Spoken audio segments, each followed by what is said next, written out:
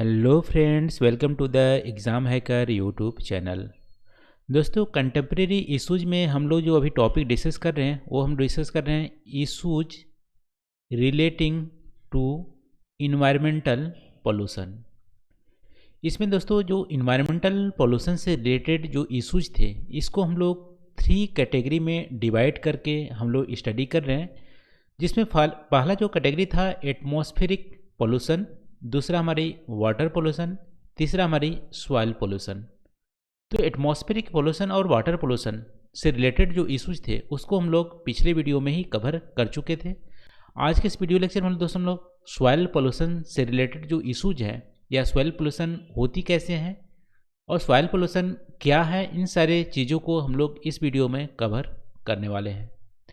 तो चलो दोस्तों, आज का वीडियो स्टार्ट करते हैं। सबसे पहले दोस्तों सॉइल होती क्या है।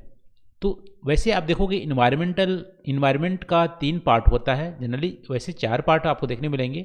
एक आपको देखने मिलेंगे एटमॉस्फियर, दूसरा यहाँ पे हाइड्रोस्फीयर, तीसरा आपको देखने मिलेंगे लिथोस्फीयर और चौथा यहाँ पे आपको बायोस्फीयर। ये सारे इन्वायरमेंट का पार्ट है। तो लिथोस्फीयर में आप यहाँ पे जाओगे तो लिथोस्फीयर में लैंड देखने को मिलेंगे, लेकिन लैंड की सबसे अपर जो लेयर होती है जो बहुत ही थिन लेयर होती है, मुश्किल से आपको 1 से 2 मीटर की डेप्थ देखने मिलेंगी, कहीं पे तो सेंटीमीटर में भी डेप्थ देखने मिलेंगे। ये जो थिन लेयर होती है इसमें बहुत सारे जो वेजिटेशन होती है उसको इनेबल करती है थिन लेयर, इसी को बोलते हैं सॉइल। ठीक है, तो सॉइल हमारी लिथोस्फीयर की सबसे जो थिन पार्ट है वो हमारी सॉइल होती है। और सॉइल देखो दोस्तों, जो बनने का तरीका है इसमें देखो हजारों साल से इरोजन डिपोजिशन के बाद हमारी ये थिन लेयर ऑफ सॉइल जो बनी है, जो कि एक तरह से रिसोर्सेज भी है, क्योंकि सारे जो नेचुरल वेजिटेशन होते हैं, एग्रीकल्चर होते हैं, इन सॉइल पे ही डिपेंडेंट होते हैं। अब इन सॉइल की कैरेक्टरिस्टिक आप देखोगे तो इसमें आपको एयर के भी कंटेंट मिलेंगे, और यहाँ पे इसमें जैसे एयर में यहाँ पे ऑक्सीजन मिलेंगे, सॉइल में नाइट्रोजन भी मिलेंगे, और इसके अलावा देखोगे इसमें वाटर की कंटेंट मिलेंगे। इसके अलावा आप देखोगे इसमें तो ऑर्गेनिक कंटेंट मिलेंगे, और यहाँ पे कुछ माइक्रो ऑर्गेनिज्म जो जीव हैं वो भी आपको सॉइल में मिलेंगे। इन सब चीज़ों के मिलने से सॉइल क्या होता है, फर्टाइल होता है, जिससे कि हमारी नेचुरल वेजिटेशन या क्रॉप हमारी इसी पे सस्टेन करती है। अब प्रॉब्लम यहाँ पे आ रहा है, जैसे सॉइल में भी देखिए सारे कंटेंट मिलते हैं, लेकिन अभी प्रॉब्लम क्या आ रहा है दोस्तों, प्रॉब्लम अभी आ रहा है जैसे आप देख सकते हो कि सॉइल पोल्यूट हो रही है। पोल्यूशन का मतलब यहाँ पे सॉइल में ऐसी चीज़ों की कंटेंट ज़्यादा हो रही है जिससे कि सॉइल हमारे इनफर्टाइल होने लगी है। ठीक है, तो यहाँ पे पोल्यूटेंट सॉइल में ज़्यादा होने लगे हैं, जिसके चलते हमारी सॉइल इनफर्टाइल होने लगे हैं। पोल्यूटेंट मेनली यहाँ पे केमिकल पोल्यूटेंट है। ठीक है, केमिकल पोल्यूटेंट, केमिकल में भी देखोगे तो 2 सोर्स मेजर देखने मिल रही हैं, एक हमारी एग्रीकल्चर से, दूसरी हमारी इंडस्ट्रियल की वेस्ट से। इन दोनों वेस्ट से हमको यहाँ पे सॉइल की जो प्रॉपर्टीज है, जो हमारी जैसे वहाँ पे माइक्रो ऑर्गेनिज्म हो गए, एयर हो गए, और उसमें जो ऑर्गेनिक कंटेंट है वो सब चीज़ें यहाँ पे गड़बड़ हो रहे हैं, जिसके चलते सॉइल इनफर्टाइल हो रही है और प्रोडक्टिविटी हमारी कम हो रही है। एग्रीकल्चर से हम देखें दोस्तों तो एग्रीकल्चर से हमारी जो हम फर्टिलाइज़र का यूज करते हैं, पेस्टिसाइड्स का यूज करते हैं, हर्बिसाइड इंसेक्टिसाइड का जो यूज करते हैं, बहुत ही ज़्यादा मात्रा में यूज करने से सॉइल के जो फिजिकल जो कंपोजिशन होते हैं उसमें चेंजेज आ जाते हैं, और इन फर्टिलाइज़र का संख्या ज़्यादा हो जाती है, जिससे क्योंकि ये केमिकल होते हैं तो सॉइल में इनकी संख्या ज़्यादा हो जाएगी, तो वहाँ के जो माइक्रो ऑर्गेनिज्म है, छोटे मोटे जो जीव हैं जो सॉइल को फर्टाइल बनाते हैं, वो वहाँ पे किल हो जाते हैं। ठीक है, उनकी डेथ हो जाती है इन फर्टिलाइज़र पेस्टिसाइड यूज करने से। इसके अलावा इन फर्टिलाइज़र और पेस्टिसाइड यूज करने से जो सॉइल होती है, सॉइल में एयर की मात्रा कम हो जाती है, ऑर्गेनिक कंटेंट कम हो जाती है, जिसके चलते एयर यहाँ पे जो सॉइल में एयर के कंटेंट होता था उसकी संख्या कम हो जाती है, और हमारा सॉइल क्या हो जाता है, हार्ड हो जाता है। और सॉइल हार्ड होने से क्या हो जाता है, वहाँ पे जो पहले जैसे जो प्रोडक्टिविटी होती थी वो हमारी कम हो जाती है, तो इसके चलते वाटर होल्डिंग की कैपेसिटी भी कम हो जाती है। इसको भी हम बोलेंगे सॉइल पोल्यूशन। ये हमारा एग्रीकल्चर की जो हमारी रॉन्ग प्रैक्टिस की वजह से हमारी सॉइल पोल्यूट हो रही है उसको हम लोग देख लिए। दूसरी जो मेजर सॉइल पोल्यूशन का जो मेजर रीजन है वो हमारी है इंडस्ट्रियल वेस्ट। देखो, इंडस्ट्रियल वेस्ट से भी हमारी केमिकल जनरेट होती है। कुछ केमिकल हमारी ऑर्गेनिक केमिकल होते हैं, कुछ हमारी इनऑर्गेनिक केमिकल होते हैं।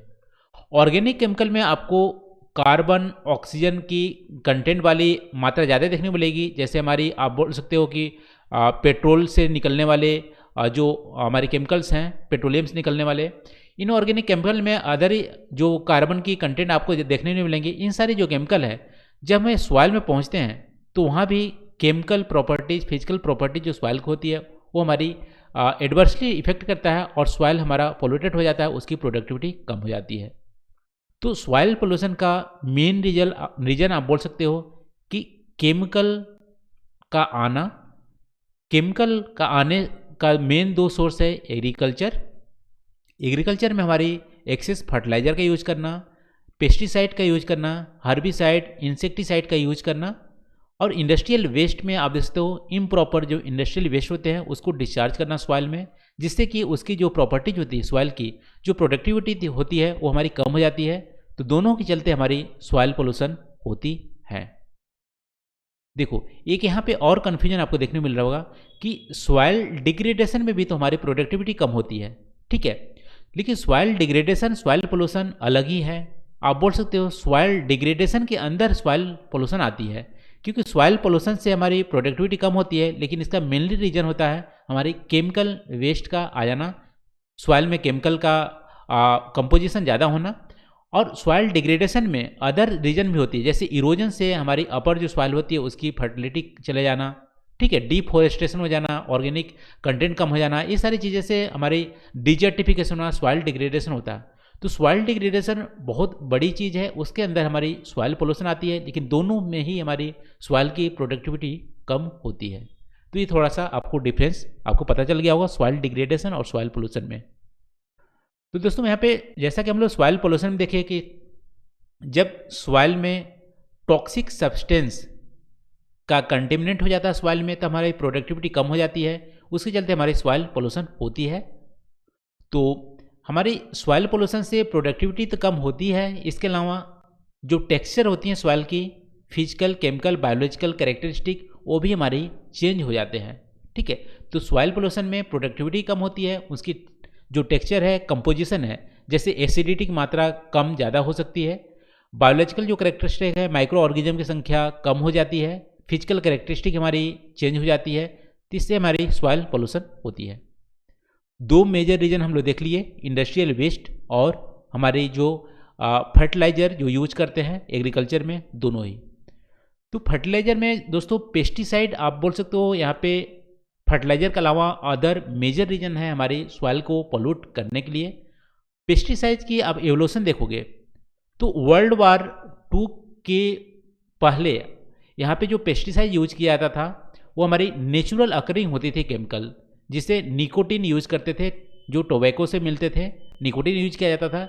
लेकिन वर्ल्ड वार 2 के बाद आप देखोगे, वर्ल्ड वार 2 के बाद देखोगे तो डीडीटी जो हमारी परसिस्टेंट पोल्यूटेंट है उसका यूज यहाँ पे ज़्यादा होने लगा। पहले स्टार्टिंग में डीडीटी का यूज मलेरिया को कंट्रोल करने के लिए या मलेरिया के जो हमारी मच्छर हैं उसको मारने के लिए यूज किया जाता था, लेकिन डीडीटी बहुत ही ज़्यादा इफेक्टिव होने लगा इंसेक्ट पे, और उसकी वजह से यहाँ पे एग्रीकल्चर में भी डीडीटी का यूज करने लगे इंसेक्ट को मारने के लिए, वीट को कंट्रोल करने के लिए। इसकी वजह से डीडीटी हमारी फूड की जो लेवल है, ट्रॉफिक लेवल है, उसमें इंटर कर गया, क्योंकि परसिस्टेंट पोल्यूटेंट है, ये डिग्रेड इजीली नहीं होती है, उसके चलते बहुत ज़्यादा हेल्थ और इन्वायरमेंटल इशूज दोनों होने लगे डीडीटी से। और इसकी वजह से आप बोल सकते हो डीडीटी यहाँ पे बैन हो गया, इंडिया में भी या अदर कंट्रीज में भी। उसके अलावा आप देख सकते हो डीडीटी के बाद एड्रिन और डाइल्ड्रिन का यूज होने लगा, जो कि डीडीटी से और भी ज़्यादा यहाँ पे प्रभावी होते थे, क्योंकि डीडीटी का यूज करते करते जो कुछ जो पेस्ट थे वो रेसिस्टेंट पैदा करने लगे। अब डीडीटी का इफेक्ट उन पर नहीं होता था, उसकी वजह से एल्ड्रिन डाइल्ड्रिन भी यूज करने लगे पेस्टिसाइड इंडस्ट्री द्वारा, जो कि और भी ज़्यादा यहाँ पे इन्वायरमेंट को पोल्यूट करते थे। और बाद में इन सब को यहाँ पे बैन कर दिया गया, क्योंकि बहुत ज़्यादा इन्वायरमेंट और हेल्थ दोनों को नुकसान पहुँचाते थे।